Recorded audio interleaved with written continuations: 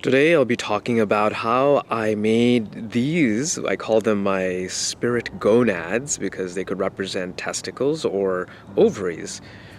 And I'll describe where I got the wood from and how I made it. The story begins right with this tree over here, and this is a gorgeous oak tree that lives in my yard. And it had this really dangerous dead branch that was sticking right out of it.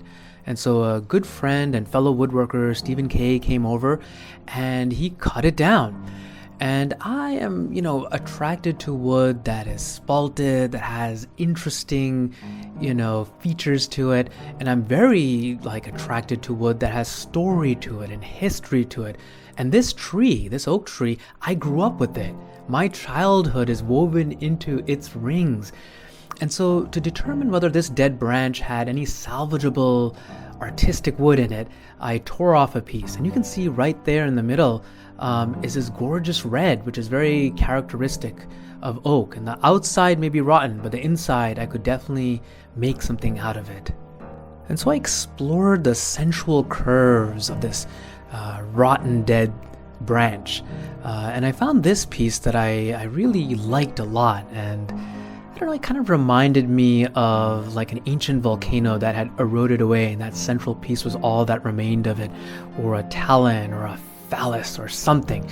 And so I decided to make my art piece around it. You can see that the wood is a little bit rotten, and so I have to do another test to see whether there's something usable there. So to test whether the wood near this phallus thing is good or not, I take a butcher's knife and I start hacking away. And, pretty soon I find that the wood is nice and firm and hard and really, really good. And here I'm taking a whiff because oh my God, oak, it just smells so good. And if you haven't experienced this, go get some oak from the wilderness and hack into it and just take a deep whiff and you won't regret it. I guarantee it. So what I next do, after determining that yes, in fact, this wood, I can make something out of it, I just saw it off and saw off the piece that I want. After all of that hard work of sawing the branch, tragedy had struck because I found that it was inhabited by ants. And you know what? I didn't want to disrespect those ants. They deserve respect. This is their home, and so I put it down.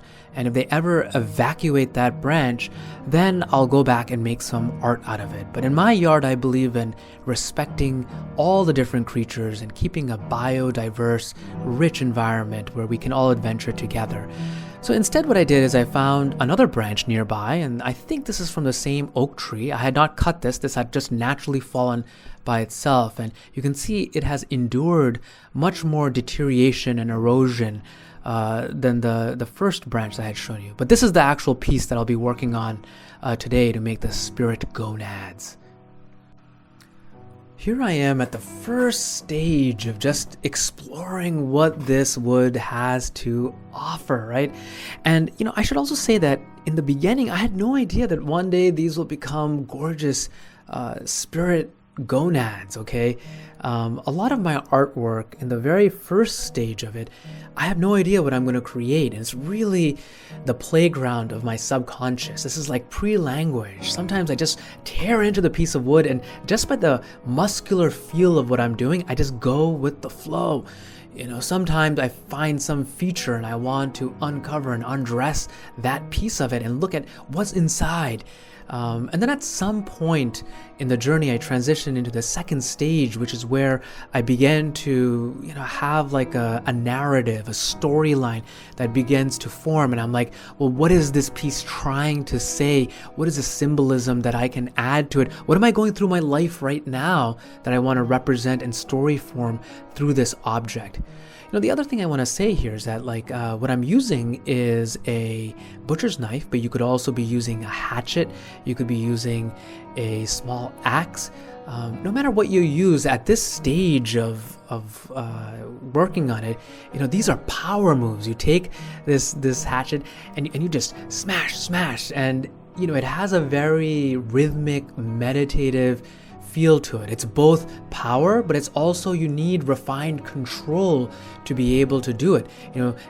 The idea is to create small wood chips, so the cuts are somewhat shallow, but at the same time, they have this really descriptive energy to it.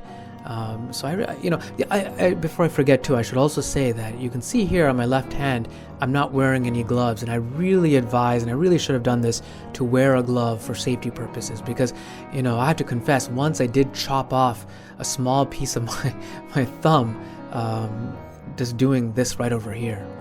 This particular session was happening in Steven's backyard, and usually every Sunday we have a woodworking event, and it's really open to everyone, so if you're interested, just reach out. And it's just a nice time where we all get together and just, talk and chill, just be humans and, friends.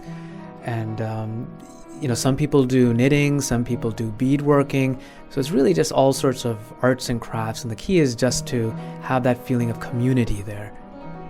And here you can see it's beginning to start to take more shape. It looks like a prehistoric tool or egg or something, who knows. And I just go through several iterations of looking at it and then using the butcher's knife to hack away some more. Time to time I'll use a carving knife to maybe smooth over a little bit, and then go back to the butcher's knife until I get to the point where I need to get to the next stage of refinement or smoothing. Now I'm at the stage where I want to make these delicate knife strokes, and so I'm using a carving knife to do that. And you'll notice that my angle of attack is like really shallow. And what I've noticed is that with spalting wood or rotting wood, and again, I'm no expert, but just in my experience, when working with things that are like rotting wood, you really need the angle of attack to be really shallow. I mean, sometimes almost parallel to the wood surface. Sometimes you just like kind of drag it and grind it across, and sometimes only sanding works and nothing else. Your knife has to be wicked sharp when working with spalted wood, because otherwise it just sort of crumbles the surface. And so the knife I'm using here is one that my brother gifted to me. It's a really nice knife, and because it arrived new, it was very sharp. And learning to sharpen your tools is essential. It's mandatory. But it's a real pain, and it takes time. And this knife over here doesn't have a handle, so learning how to use it, which is what I'm learning to do here, is a little bit tricky, and your fingers can get sore if you don't have just the right technique. Here I am on a different day now, using the knife to make sort of like the final touches on this object, and this has taken me multiple days, multiple sessions to do. And so when you're not using power tools, it's all hand tools, these things take a long time, and in a way that's beautiful, because in those repeated moments you can get into a meditative state. This is like a philosophical point, and I don't know if it's valid or not, but sometimes I think that machines and robots taking over all of the mundane, repetitive things that humans have to do may not always be the best thing. Maybe repetition and boredom, all of these things actually have a purpose in the human identity and the human journey. Maybe sitting in transit and not looking at your cell phone and not being punctuated every 5 minutes by technology is something that we really need to be able to think and digest and just be us. I don't know, but for me, spending all of this time doing the woodworking is exactly that. It's just a nice way to connect with my body, with my subconscious, with nature. So here is the finished piece, again called a Spirit Gonad, and this is one of two. I'll share the other one in just a second. And, I just want to talk a little bit about the symbolism. So one of the things that I absolutely love about this thing that I've made here is that the original bark is on it. And you have this really gorgeous, deep, dark color here that reminds us of the original bark, the original tree. And contrasted against that is this part of the bark, which was exposed probably to the sun and got bleached.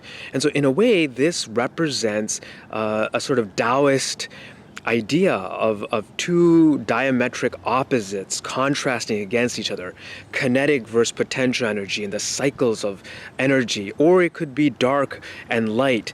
And in the middle, you look at the bark's patterns. They break into these turbulent swirls. Here they're nice and smooth, and then crashing and like an ocean wave of turbulence. And this sort of ambivalent region between these two extremes kind of represents the human journey, because we are inherently turbulent and ambivalent creatures. So that's what this kind of represents. Around this portion of it, and again, this is a spirit gonad, so it represents life and death to a certain extent, are these lines. And I don't exactly know what these lines are, but they may be zone lines. And what zone lines are is that when fungus invades the wood and begins to consume it, if there are multiple species of fungus, what happens is that they begin to battle each other, and they lay out these walls of pigment that prevents the other fungus from entering into its territory. Now, I don't know if this is a zone line, but it kind of reminds me of that. The other really, my favorite part of this is that if you look at sort of, either side of the poles, what you'll notice is that you've got lines that are radiating out, but then you also have, if you look at the grains, circular loops around it. And so I love that pattern. And if you look at the flow, it kind of reminds me of some of those fluid mechanics, dynamics images that sometimes I see in lectures, where it's coming out and then it's flowing around some sort of obstacle over here, which again could be humanity. And again, you've got the contrast of two different colors, smashing together at this central belly button point over here. So again, this is one of my favorite pieces that I've made. But the other thing I should really quickly tell you is that I didn't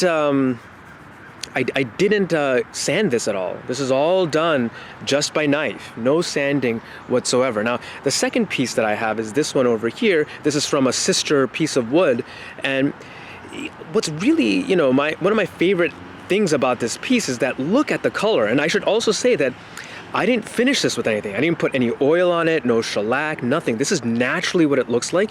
It's amplified because it's in the sun right now, but this is what it looks like. It's pretty amazing. Now, what I want you to notice in terms of the colors, that you've got these gorgeous browns, you've got this yellow light color, you've got this white, like the ash from the fire, you've got this black, and then of course you've got these gorgeous reds over here. So it's just an unbelievable piece. I also have, the original bark over here.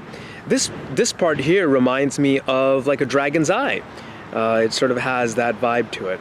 Okay, so yeah, thanks for paying attention, and here they are together, the Spirit Gonads. Okay, so I've got a treat here. You might be thinking, well, where is he going to store those spirit gonads? And it turns out that I actually created a spirit phallus, and I'll describe this in a future video. But for now, I'll show it to you. Here we go. So here is my spirit phallus, and right over there are the spirit gonads.